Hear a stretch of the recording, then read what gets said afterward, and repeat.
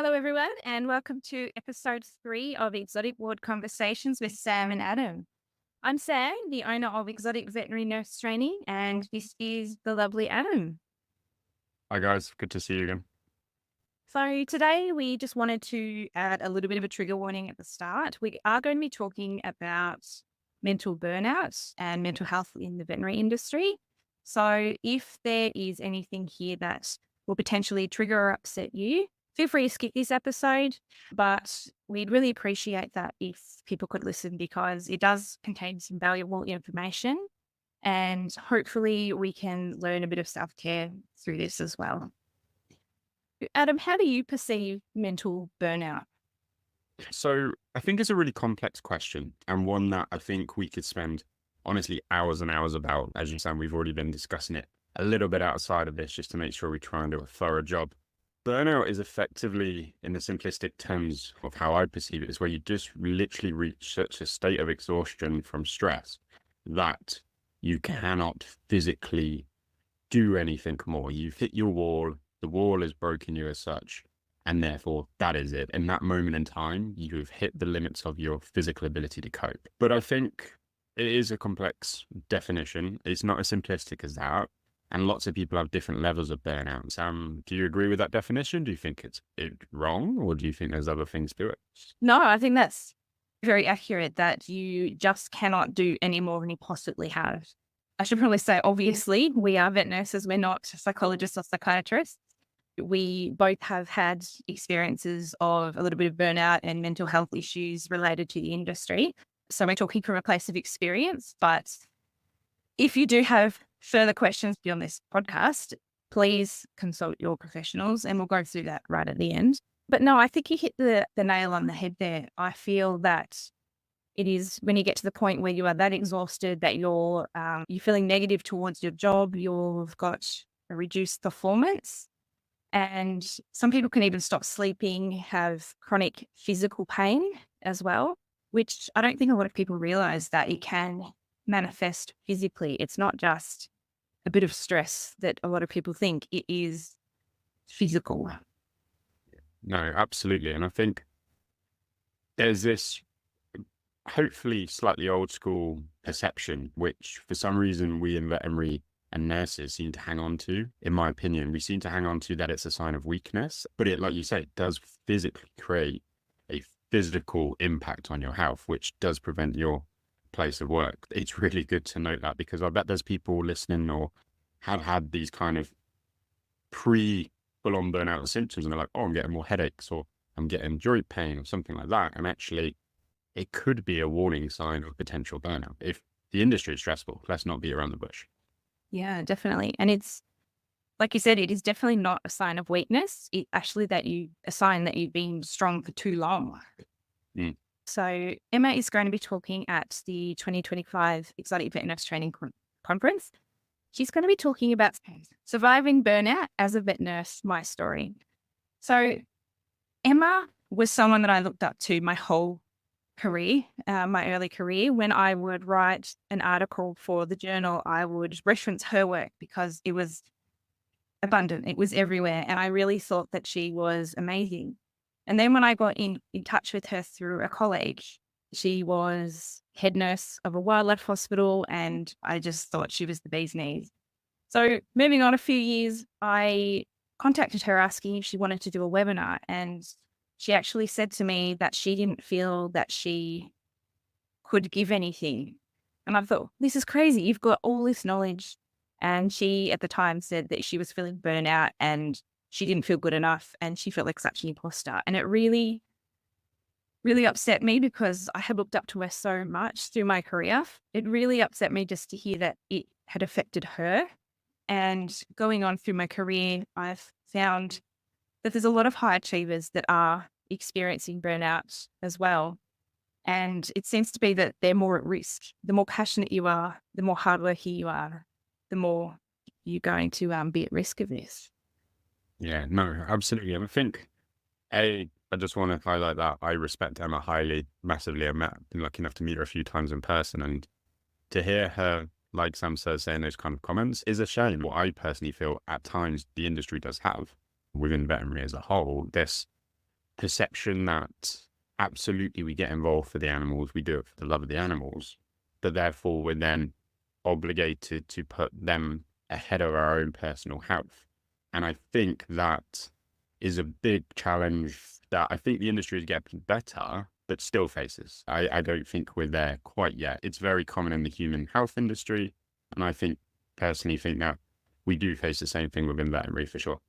Definitely, because if we don't stay late to help an animal, that animal's going to suffer. Or if we don't skip our lunch break, that animal's going to suffer. But at the end of the day, if we burn ourselves out and have to leave the industry completely, how many animals are we going to be helping then?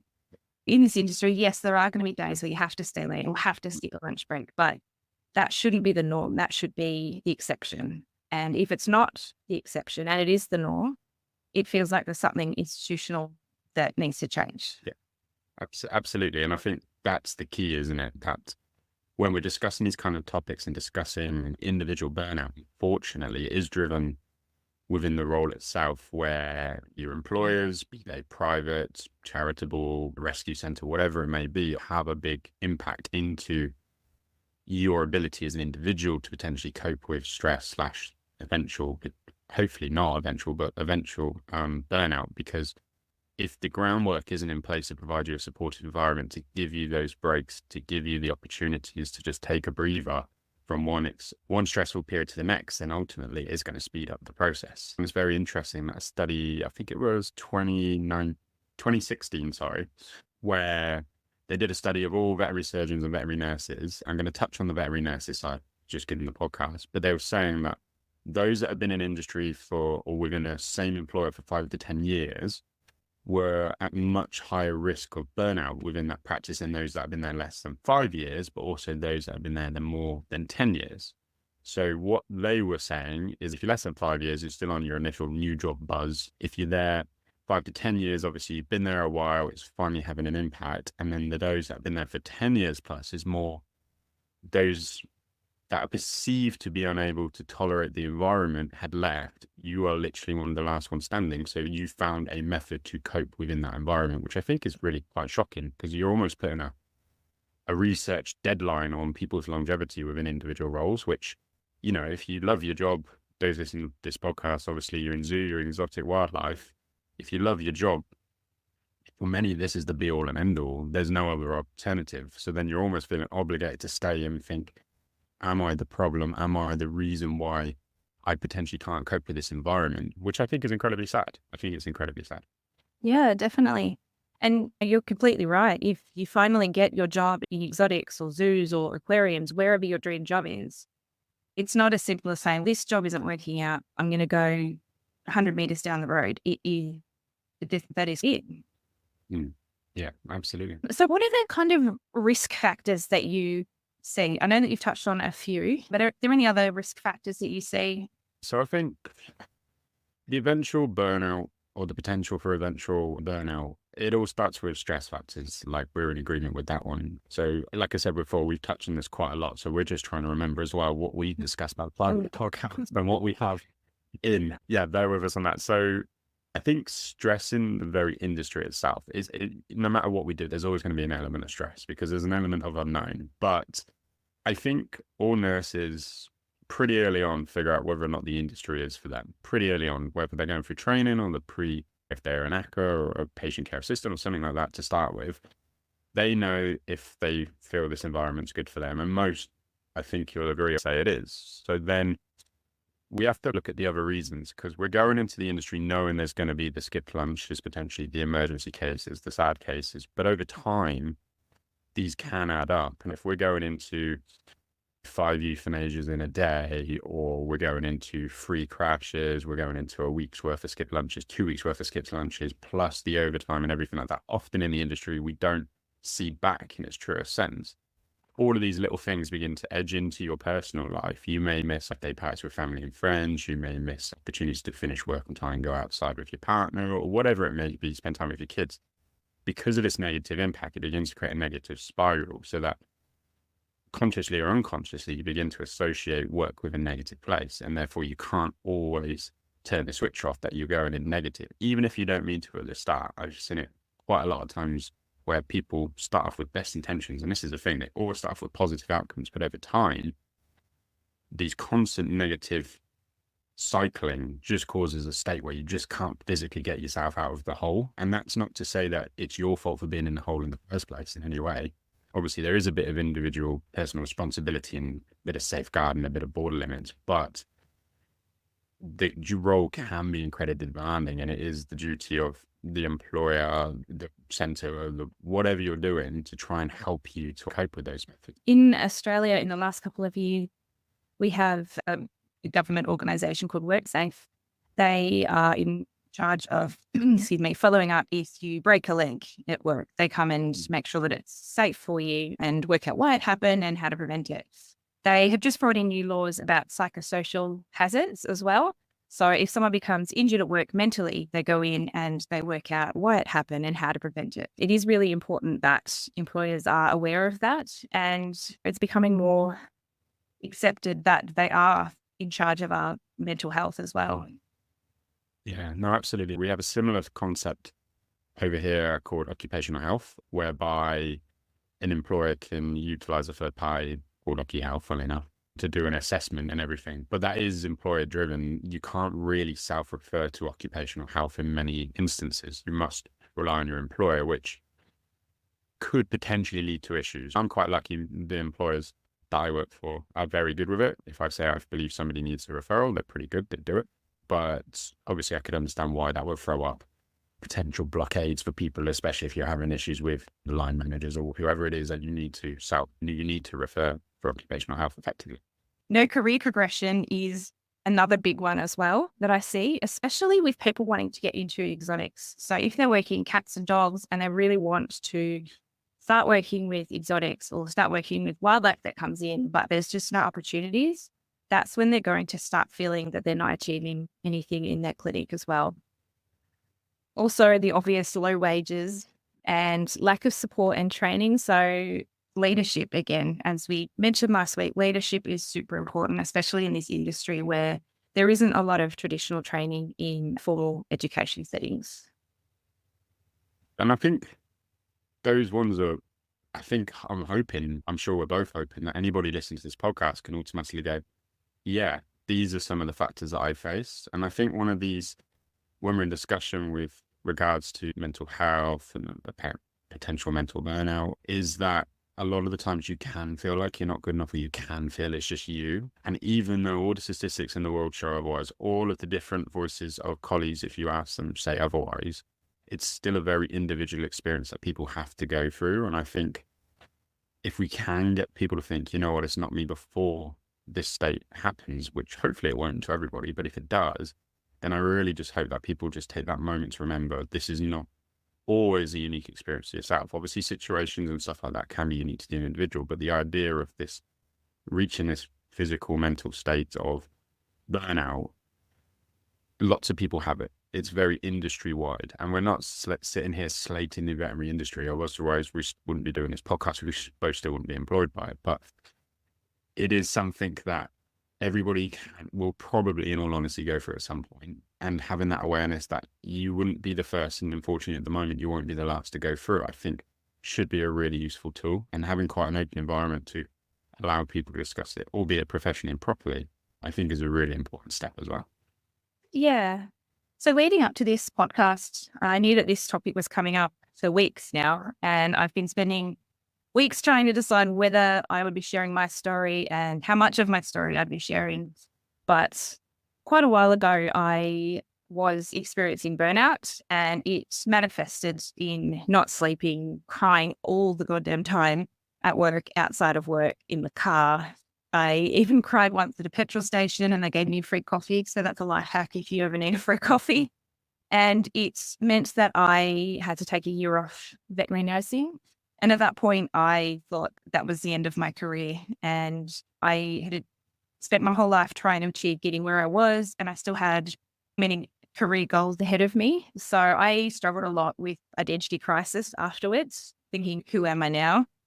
And I also, going back to the physical issues, I had such chronic pain that I found out was related to chronic stress.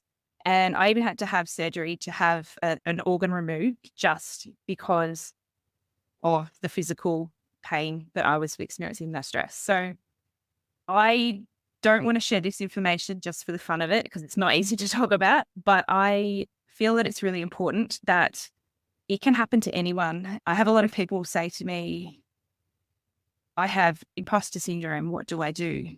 How do you do it? And I say, I have imposter syndrome too. No one is immune from it. And I feel that the more people achieve, the more likely they are to feel that they're an imposter and they don't deserve it. So that can happen to anyone. Workplace stress can happen to anyone, and burnout can happen to anyone. It's happened to people I've looked up to. It's happened to me.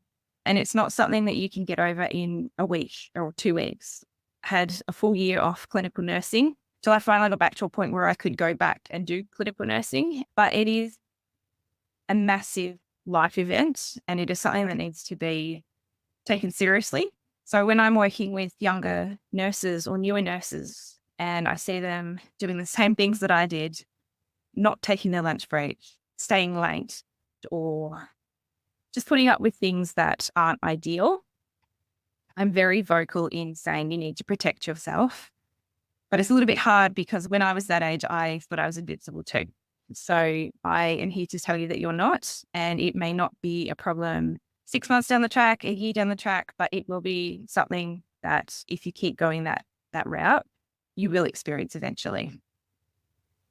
No, absolutely. Yeah, thank you for your honesty, and obviously very rude to share that, Sam. I know it's not, we've obviously discussed it a bit before, but I know it's not easy for you, especially in such a public forum. Yeah, I've not obviously experienced the same severity as Sam. I haven't required procedures. I'm not immune to it either, but it is a very unfortunately at some point in the industry. And I think that's what we're getting at. You will probably come across it in some regard. It's incredibly hard. Yeah, it's a hard thing to go through. And stress is everywhere, unfortunately, in the environment. I started off with a hell of a lot more hair and a lot darker hair than what I have now. Now I've got very luscious hair and white hair and grey hairs. Things. It is stress, regardless of severity, is stress. It does impact your health. And I think what we're trying to say is you just need to find a balance. And if that means at times you need to be like, you know what, this stable animal can wait that half an hour for you to have your lunch. Like, you're well within your rights to have your lunch. And it's not to say that you should throw it down your line managers or managers' throats at every opportunity, but it's more, if you don't feel they're giving you the equal and correct opportunities to have your rest breaks, have your relaxation on your days off, say you're getting texts and stuff like that on your days off, then possibly you do need to have a chat with somebody a bit further, but hopefully with a little bit of guidance to say to them, you know what, please, would you mind not texting me on my day off unless it's absolutely urgent. Obviously, you touched on there about younger people. When I first started doing the managerial stuff, I made myself available 24/7, 365, and it was horrendous. And I got used to these silly little texts about the most basic mundane things. Oh, we're out of bags or out of this equipment. I can't do anything today, but now I'm worrying about it. Now I've got a bit more, not know how, but I've got a bit more like a line where if they text me about something stupid, I'll politely, but also tell them it's a stupid request. So have another think. But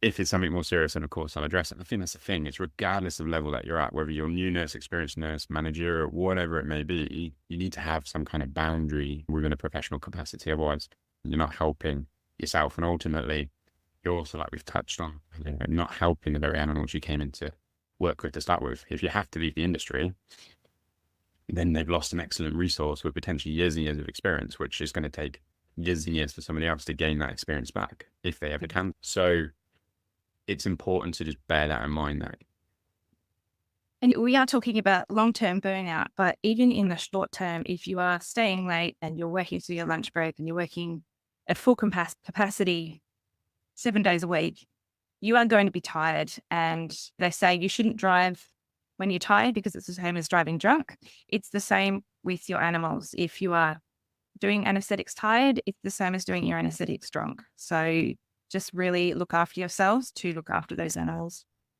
Now, I also wanted to say that, yes, this is vet nurse industry wide, but I feel that in the exotics industry, especially with the people trying to get into it, it is a little bit more obvious to me, these patterns, because people want to get into the industry. And when they get the opportunity to, or they've just started there, they really want to impress people. because this could be their only shot to do that. So of course they're going to put their hand up to do extra things. Of course they're going to work through their lunch break. So I feel in this niche industry or any niche industry, it's probably a little bit more relevant to watch how much you are putting yourself up for your career. Because at the end of the day, we love our careers and it can mean the world to us, but we need to look after ourselves. It is just a job at the end of the day. Yeah, no, absolutely. And I don't think I'm being hypocritical if my guys are listening to this episode. Then I do say it. I am a line manager in this kind of exotics industry in my place. We are a busy hospital practice, the head nurse of that. And so therefore I have responsibilities as a manager, but that's the key is your manager also has responsibilities if you know how. And I say to them, it's just a job. Yes, I would love to think that they're not going to work out of a crash situation, and obviously, and none of them ever will, I'm sure. But you know, if you, that's what you need to do within a safe environment is ask somebody to replace yourself, and you need time off, then that's what you need. And I think that's the thing, this guilt complex of, oh, I'm letting the animals down, or I'm letting down the owners, or I'm letting down my colleagues, or whatever it may be, which is especially true within smaller teams. I think we just need to take a breath and just rethink that mindset. We are entitled to our days off. We are entitled to holidays. You know, if you're sick, like if you come in feverish and sweating and spread that around, then you're going to wipe out the whole team. Take the time off, but don't feel guilty about it. You're never going to get 100% recovered from medical conditions, if whether it's just a simple common cold, if you're not taking the time to rest yourself. And I've seen it a lot with the kind of species we work with, and we do touch on zoological, but not so much as you have, Sam. But I imagine as well within the zoo industry, once you reach that level of zoo animals, you don't want to seem like you're showing a weakness or a perceived weakness, because you might not get the opportunity to work with some of these animals again. I can't imagine you do many tiger general anesthesias every week sort of thing. So if you get to that job, I imagine you see even more clearly that people are trying to break themselves to prove that they deserve to be there almost. Definitely. Yeah. I think that's the key, is that we do put in a lot of work. We do put in a lot of effort. We put in a lot of educational time. We put in a lot of personal time, reading books, doing webinars, doing CPDs, listening to podcasts where people waffle on about something.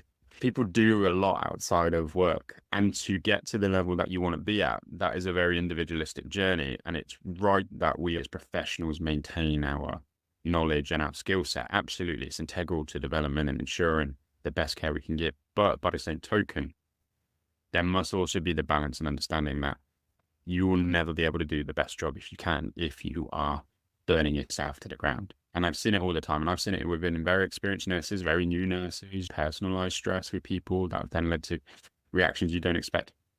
As soon as you burn yourself and stretch yourself too thin across the ground, at some point something's got to crack. And it might not even be a full-on mental burnout. It might actually be a sudden or gradual change in behaviors, whereas before you're quite a positive individual, suddenly becoming very negative within your workplace, within your personal, and it's just cycling. And I think that's the thing, is it constantly cycles. There is individual responsibility, of course. I'm sure you agree, Sam. Obviously, it's very easy sometimes to blame the veterinary industry on everything under the sun, but you do have to take individual responsibility. It's not a get out of jail free card at times where, you know, if you're suddenly shouting at your colleagues, you can't be like, oh, that's an inappropriate use of stress and mental burnout as a thing. That should never be a thing. But if you do feel like you're perhaps not operating at the same level you used to, or you do feel like perhaps you're a little bit on edge or whatever, or a bit snappy, maybe somebody goes, oh, that was a bit short.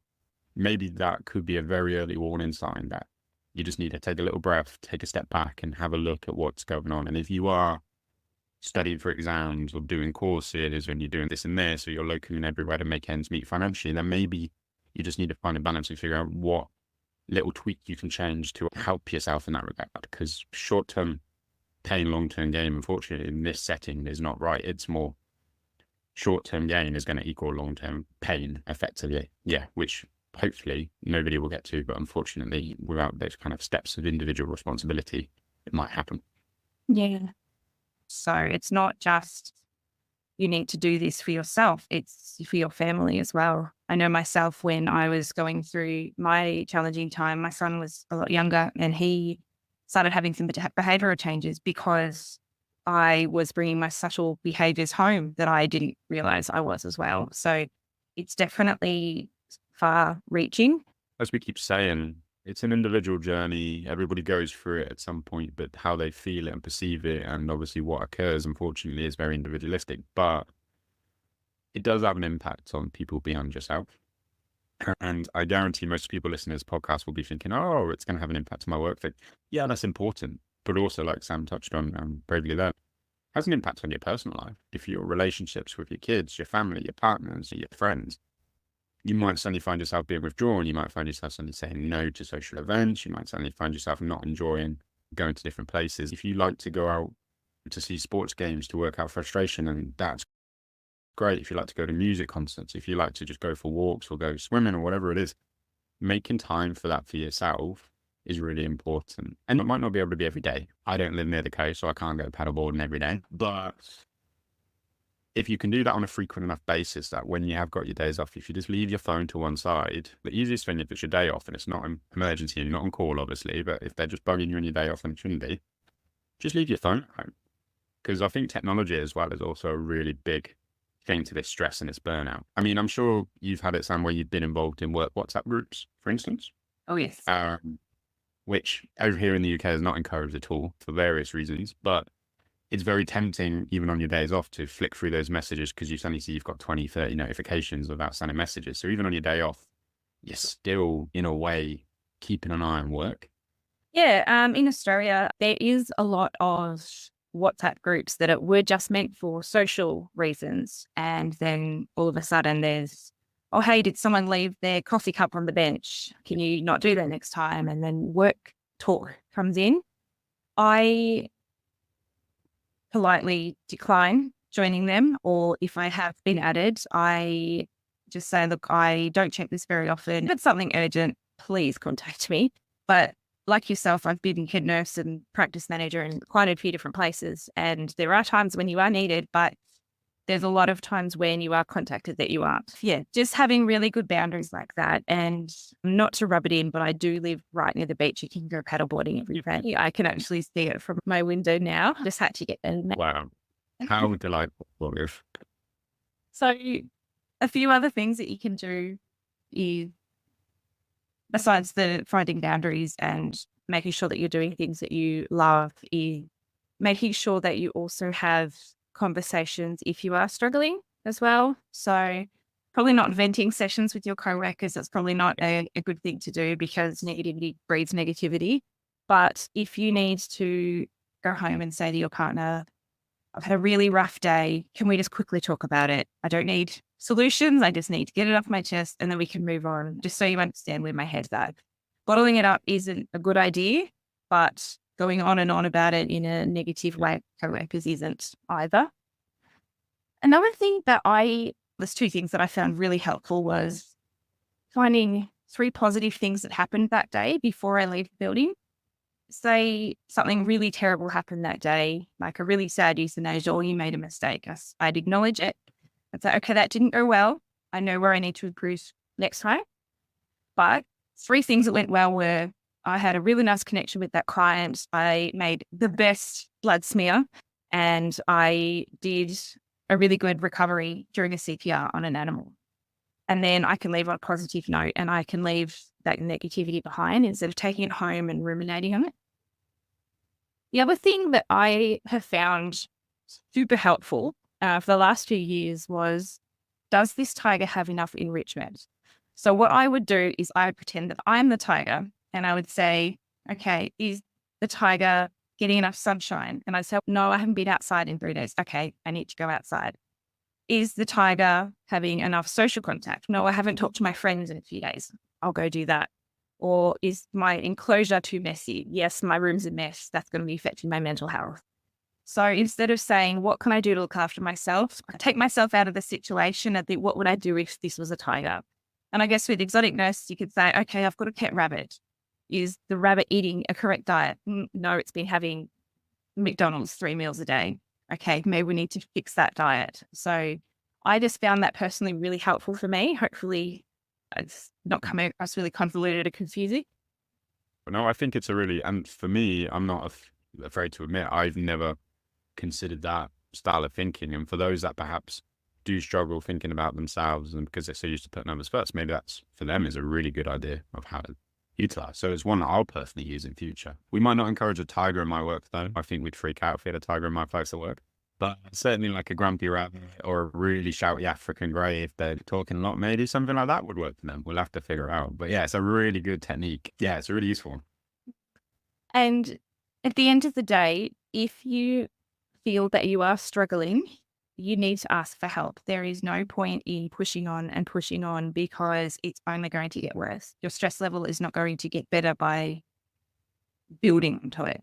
So I know that we're in different continents, so we're going to have different companies that you can go to, but your first step probably should be your GP and say, look, I'm having a really rough spot at the moment, and then they can lead you to all the different organizations that can help.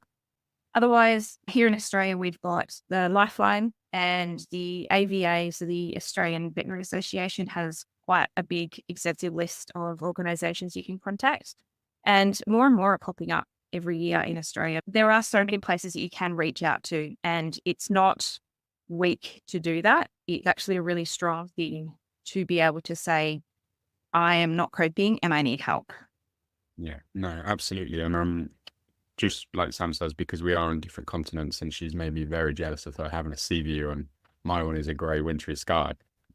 For those in the UK, there's lots and lots of opportunities and resources available as well. The RCVS have lots of contact points for support services. You've got Citizens Advice, which is more for the employment things if you think you're struggling. You've got ACAS, but then also a lot of the employers as well are offering external support services as part of it. A lot of the corporates are doing that with regards to the health and stuff. And they're really useful because they can be third party, anonymous, drop-in phone calls. You can ask them whatever you like. You can just rant to them a bit politely. And I know a lot of my guys have found them particularly useful, but then you also do have the classical charity ones, similar concepts to what Sam's touched on there. So there's lots and lots available, but also they don't have to be very specific. If you are struggling with mental health or physical health, or whatever it may be, for whatever reason, don't just limit yourself to veterinary. You can utilize your GP, or if you don't want to go down that route, there's lots and lots out there. Yeah, absolutely. Very quick Google search, support services. I think regardless of content, you're going to come up with a lot of options for you, which most of the time are free as well, which I think is a really big plus. You know, if you start paying for services, some people may choose not to call, but a lot of them are free and a lot of them good people put in their own time to volunteer for these services, which I think is a commendable one. So if you feel you could make use of them, absolutely give them a call, but it's not a sign of weakness. And no one is going to think any less of you for seeking help. I've yet to meet any colleagues in the industry that don't A, know how that feels, but B, also go, you know what, tell me what you need. And then they'll swap around the job roles or they'll do this or that or whatever, keep an eye on you. Like, I think the industry is very supportive from a person side of things. So yeah, I think it's important to support each other. Funny you say support each other. So I mentioned to Adam that I was missing Married at First Sight to record this podcast, and he was quite judgmental. So it's not very supportive. I know the irony of before this. If soaps are your thing, then soaps are your thing. Myself, you know? yeah. Yeah, exactly. But that's the thing, isn't it? It can be, when you make time for yourself, it can be whatever. Nobody is to say what is wrong and right for people. If you want to watch Married at First Sight Australia, you watch Married at First Sight Australia. If you want to go walking around, that's what you do. It's individualistic. And you never know. Trying new things might. So, Sam, we've touched a bit on stress leading to mental burnout and everything. And I think potentially to do this topic justice, and I know we both still have not concerns, but just awareness that we are not the qualified people for this kind of thing. This is a podcast that's designed just to provide a bit of information, a supportive thing for those in exotic industries or industry wildlife. But I think it would be remiss of us to not touch on the fact that unfortunately people sometimes do feel there's no way out, and they do get to unfortunately take an action against themselves bodily, or potentially even going and just get into themselves in such a deep mental state that they don't feel there's any light at the end of the tunnel, as it were. And I hope you guys can feel like when we're discussing this, that we're not making light of the situation. We're not. We do feel awkward. I feel very awkward discussing this, but I think it's important. And I think if we're going to go down this route, you guys have asked for a lot of this topic, which is why we're doing it. We do feel almost obligated to touch on it, but we're going to do it as carefully and with as much sensitivity as we can, because unfortunately a lot of people do know someone or have been personally impacted by those who have felt that measure. I'm not going to ask Sam if you have any personal experience in it. I don't think that's appropriate. I don't think this is what it's about. But we are aware that these topics, or if people don't see the light at the end of the tunnel, and I know that's cliche, could lead them to taking drastic measures. And we're just trying to highlight that there is support services out there. There is professional bodies, there is medical practitioners, but for those who do love you as an individual, they will be more than happy, I'm sure, to provide any support that you need. And from an employer perspective, please never feel guilty about taking the time. If you feel that's the step, absolutely take a step back, take your time off work and take however long you need. And as human beings, we don't want people to ever feel that in negative state. So yeah, we're just touching on that very briefly. And we're touching on nurses here, but we're also going to be, all these things applicable for the kennel assistants, the patient care assistants, the ACCAs, the reception team, the admin team. Veterinary is stressful. There's always support services available to everybody, regardless of your job role. You guys are important as individuals to the overall team ability to perform its job. Ultimately, we're here for the animals, but never at the detriment of our individual health. If you are struggling with any of the topics that we've touched today, you're not letting anybody down. You're not even letting yourself down. You just literally have a medical health condition that will require some support services and potential treatment options. That is it. It's not a mental state. It's not a broken thing. There's nothing wrong with you. It's literally you have a medical condition that is defined in everything across the UK, Australia, everywhere, within all the definitions. Just in case there's anybody listening to this that is feeling like this, please just reach out to somebody, reach out to ourselves, reach out to colleagues, do whatever you need to do. So I know that's been a very heavy chat. We were very aware coming into that it would be. So we wanted to add in a little topic at the end just to lighten the mood again. So we're going to talk about frogs. Emma Whitlock, while she is talking about burnout, she's also doing another presentation at the conference called Jumping into Frog Nursing.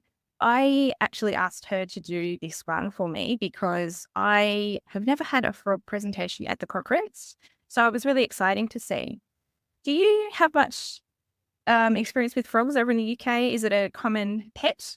Yeah, we have a lot of amphibian keepers. If I'm honest, we don't see too many caseloads of mine. I think amphibians can be tricky in that if they're sick, they're probably very sick. And unfortunately, I do still think there's a financial consideration for many owners that it's just a little frog.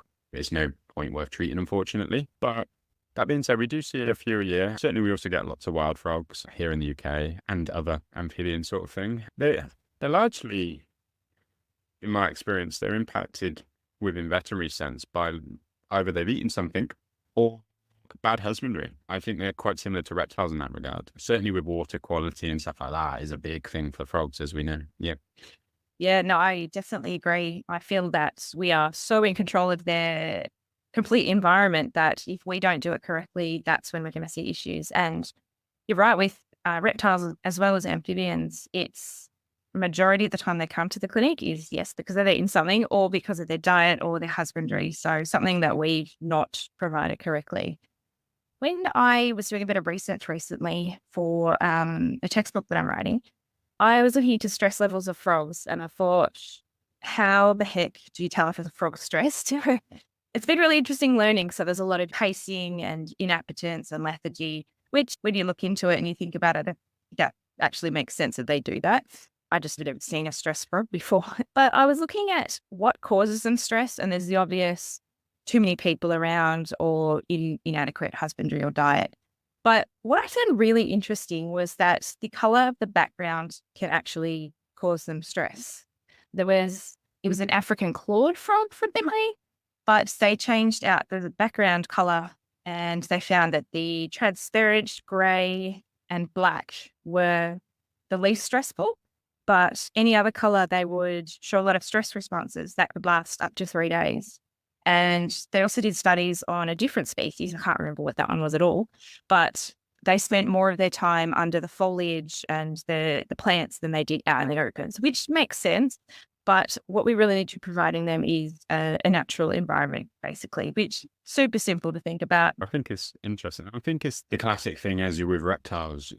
Quite a lot of time, these animals just popped into an environment and go, see you later. And we think that's okay. And as we still see, but are learning more and more, it's not okay. Frogs are not simple pets. In many ways, I would say that amphibians as a whole are more complicated than reptiles. And I know there's lots of reptile people listening that go, oh, how could you say that? But I think the humidity, the lighting, all of the things that we see classics with reptiles are heightened tenfold with amphibians. If you get it slightly wrong, their skin literally dries or absorbs the toxins from the water or whatever it may be. We've all seen the frogs that are hiding in the corner in a pet shop because they have one leaf to hide away from the bright UV lights in their tanks. And it's just mean. It's not ethical. It's mean. They shouldn't have to exist like this. But they do make good pets. I mean, we have a few clients of ours which have really put in a lot of effort for them. I know people love to create live planted tanks and stuff like that for them, which I think A, are visually stunning, and B, are the best thing for the frog.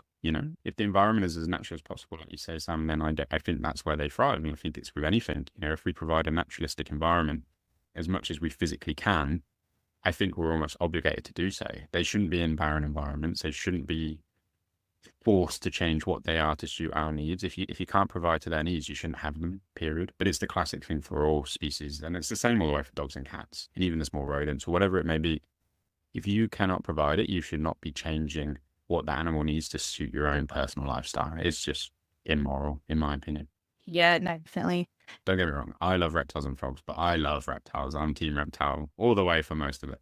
But somebody once compared keeping, and it's the best analogy I can remember, is somebody once compared keeping dart frogs to keeping a marine environment fish tank versus keeping reptiles is more like a freshwater, cold water tank.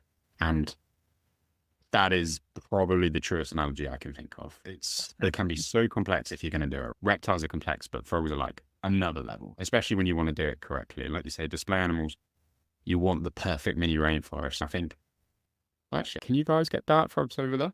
No, not that No, no, so I haven't. you have just whites. Yeah.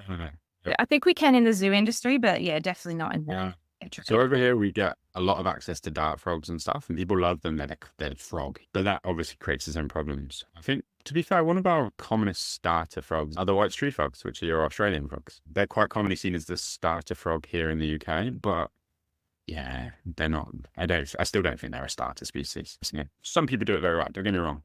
The ones that do it very well, unfortunately, are the ones that we never see, because why would we need to unless something goes wrong? It's the ones that we do see in veterinary.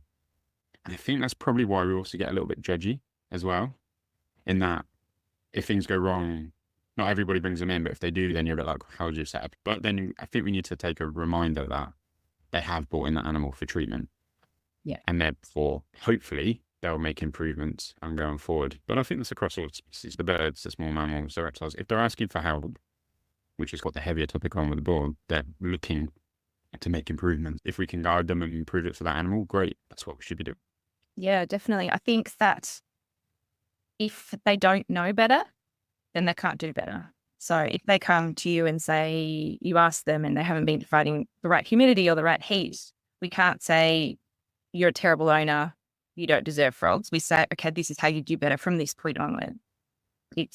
I think it's really important that we take that stance, because even myself, when I was 18, I had a snake and I didn't understand how to care for it correctly. And it had the same UV bulb in for 4 or 5 years and probably was receiving no UV, which is less of an issue with snakes, granted. We're all learning, and it only by educating people that we can help them do better. Frogs as well absolutely escape all the time. I don't know if you've ever had a frog running around the veterinary practice. Fair play to that frog. And the same with geckos, the wall climbing geckos. If they're up and going, you don't want to be the person on that ladder trying to get down those animals. Yeah, frogs, man. Frogs for me always jump out of my hands into the bin. So I now am very aware of making sure that I'm over a table so that they can land on there and not hurt themselves. And the bin is far away because we don't know what toxins and chemicals are in that bin. But yeah, there's been quite a few frogs that have jumped into bin. So it, But now we're getting into a different thing as well. Are we giving the frogs the opportunity to consent to treatment, or has it made its decision? Let's see you later. I'm nothing. yeah. Look, I think when it comes down to having medication administered for their health, Mhm. I think a little bit of consent needs to be taken, so to speak. If you're doing injections in frogs, their skin is incredibly different to reptiles. You have to be very careful.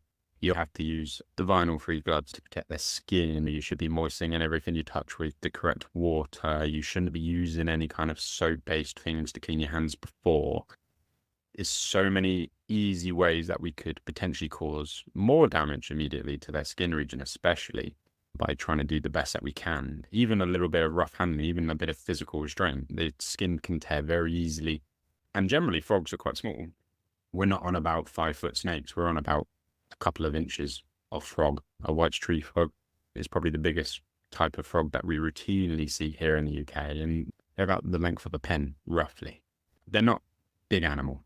And we're very big animals in turn. So we need to be understanding of their requirements. And that frog jumping in the bin, all joking aside, probably sees Sam potentially as something that's trying to eat him. And he has that flight or flight response and he's, I'm going to risk it in this bin. And I think a lot of the time we just presume they eat insects, so they're predators, but an insect is a nothingness to a frog. Everything else wants to eat the frog. So I think we have to bear in mind that we are big and scary to them as well, which I see so many people just forget. If you're suddenly in a tank, you've been left there for months, if not years, suddenly you're scooped out your tank, the one place you know, and you're being held by this big tall thing, in my case with really big hands that almost look like teeth over the top of you. Of course you're going to freak out. You're going to be scared. So I think we have to take a little breather and just remind ourselves what the animal's thinking as well. Yeah, and that goes for pretty much all of our exotic pets because most of them are going to be prey species. Even the predator species, ferrets, we're still predators to them and they're going to be scared. So a lot of the focus that I'm writing about in the textbook is how to reduce their stress. So making sure that while we're handling, say, a rabbit, there's no dog in the room, or while we're handling a frog, we're not, like you said, having our massive man hands over the top of it. It's all about considering how scary we are. In exotics, in zoo and wildlife, to a certain extent, we are at a disadvantage compared to small animal in that dogs and cats generally like people. Generally, we've all had the feral cats that want to burn the world down and the dogs that are just like, no, I don't want nothing to do with you. But most of our animals initially are scared of us.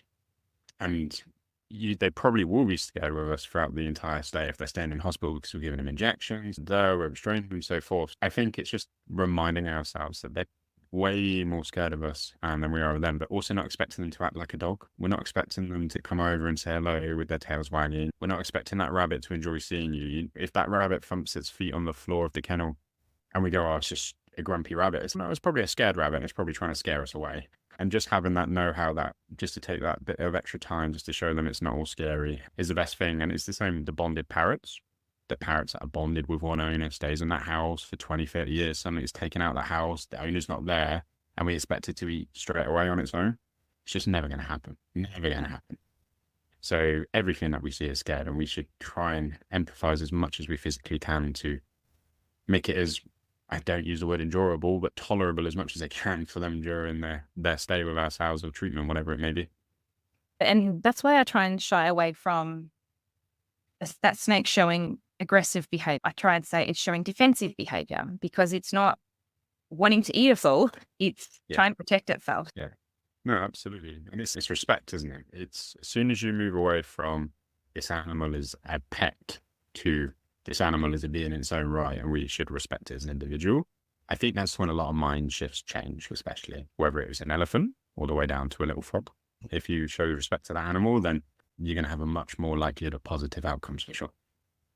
So yeah, I really love frogs, but I have not had as much experience in this area as Emma has. So I'm really looking forward to her presentation at the conference. So that's jumping into frog nursing. So if you wanted to come along and hear her talk either on the frogs or on her personal story on burnout, head along to our website, exoticvetnursing.com. There's still some tickets for the conference left, but they are selling out quite fast compared to last year even. So get in quick for that one.